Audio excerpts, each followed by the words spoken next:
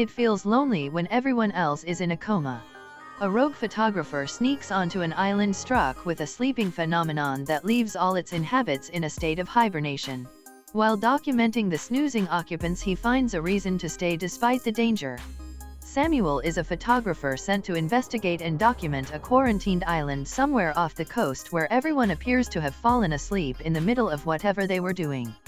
The only signs of active life are a goldfish, repeated warnings broadcast by the authorities, and a bunch of folks who drive around in white hazmat suits to monitor what's not going on. All the coma cases have a pulse and temperature, and body tags. Oh, and everyone got thirsty before they froze. Before long, Samuel finds his way into the home of a comely female artist he may or may not have seen before. Stella is asleep too, but speaks to Samuel in a series of waking conversations to hint at romantic possibilities. The photographer and his photogenic new acquaintance have an instant chemistry, but we need to find out what's really happening.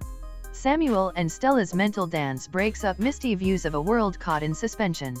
As Samuel makes his way about the island, capturing people frozen in their last moment of awareness, he pieces together their lives in his mind. But it is Stella who ensnares his awareness, and his life becomes an existence of perceived conversations between them. Yet even in his created interviews, her persona reminds him that he knows nothing of what a fully conscious Stella might be like.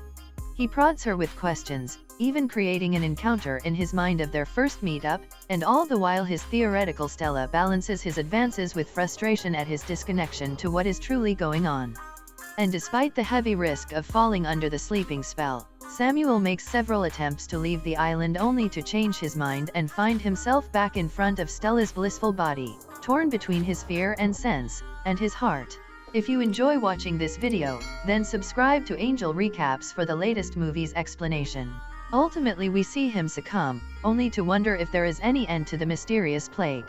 An unexpected love story that evolves from a story idea that leaves us questioning the blurred lines between dreams and reality. The cinematography blends with the pace of the film, creating a lull that emphasizes the state of every character trapped on the island.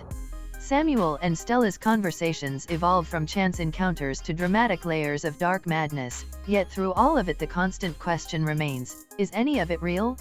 Stella's soulful gaze draws us in her trapped state as her body lay flaccid under the watchful gaze of a delusional Samuel.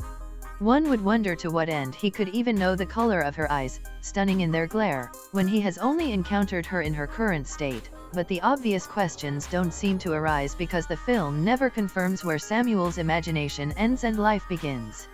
Yet the film is addictive in its dialogue and interaction, and the premise is unlike the usual tragic love story, and tragic it is. To exist beyond fear of losing awareness simply to spend a fleeting moment in the gaze of another dictates the depth of love one could possess, even amongst a mysterious plague.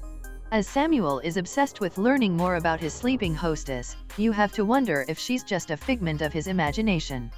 Then the tables are turned and, in the end, it seems mostly about how lonely humans get to know each other, between the artifacts and evidence we create, and the fantasies and conjecture of a would-be partner.